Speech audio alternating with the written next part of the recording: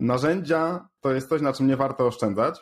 Po prostu da ci zaoszczędzić masę czasu, a oszczędność czasu, no to jest oszczędność pieniędzy. Ja to zawsze mówię, wydajesz kasę firmową, to wydawaj tak jak swoją, czyli po prostu, żeby robić to sprytnie, z jakimś planem. Ilość pieniędzy, która będzie zmarnowana na to, że coś wam nie będzie działać, coś nie będzie chodzić tak jak powinno, będzie po prostu olbrzymia i to jest po prostu wasza strata. Mieliśmy zaczynać spotkanie, mieliśmy coś robić, to się okazuje, że nie ma czym pisać.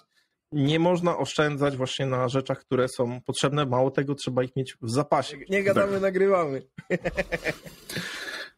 To...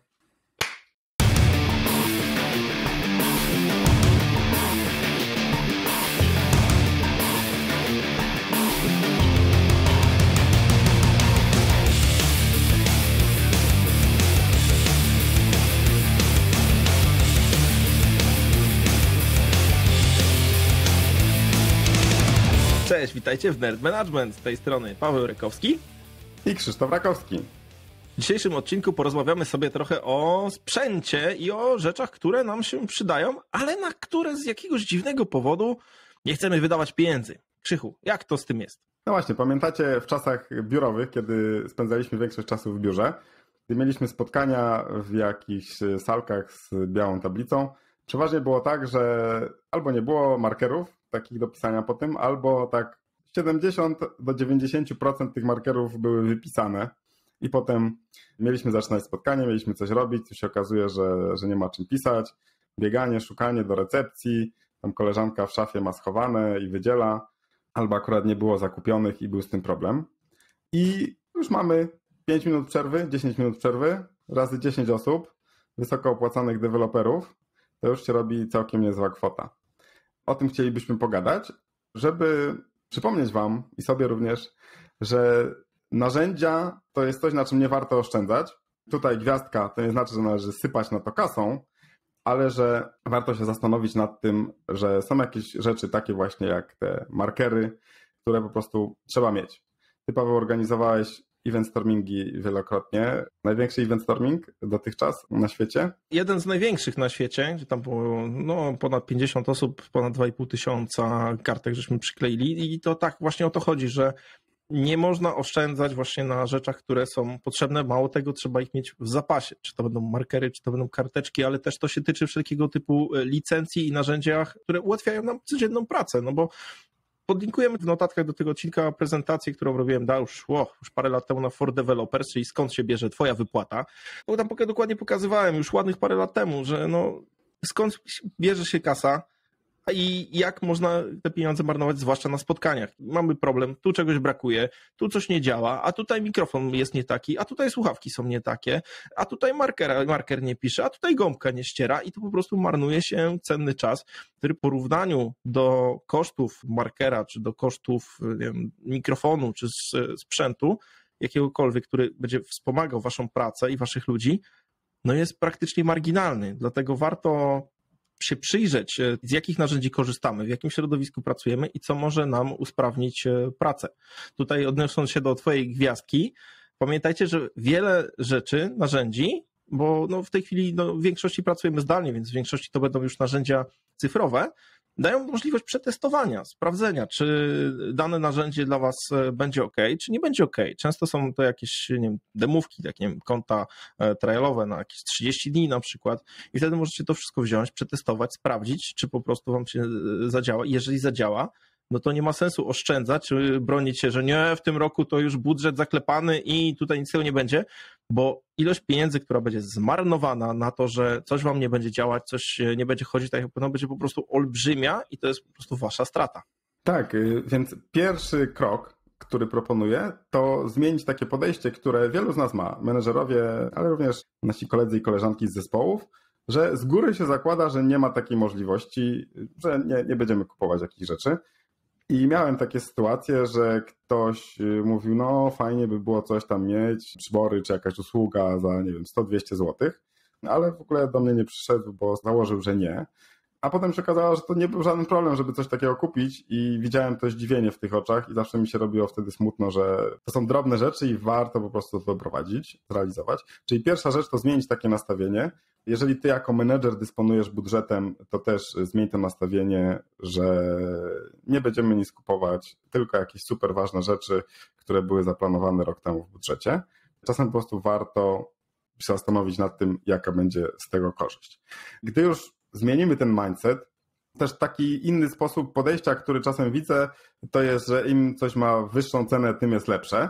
No więc jak już się przekonamy, że po prostu musimy i że warto na coś wydać kasę, to tak jak Paweł wspomniałeś z tym event stormingiem, wiemy, że musimy mieć bardzo dużo markerów. Proponuję 3 razy więcej niż osób, które będą, bo ktoś tam gdzieś schowa, pójdzie na obiad, zostawi i tak dalej. Ale wtedy można pomyśleć, w jaki sposób to zrobić sprytnie. Nie musicie na przykład kupować, wiecie, Sharpie za tam 5 czy 10 zł za sztukę, tylko możecie kupić, Paweł, pokaż mój deal życia. Deal życia, czyli markery CD, DVD, których nikt już nie używa, ale dalej piszą i są świetne. I można kupić je za złoty 99 na jakiejś wyprzedaży.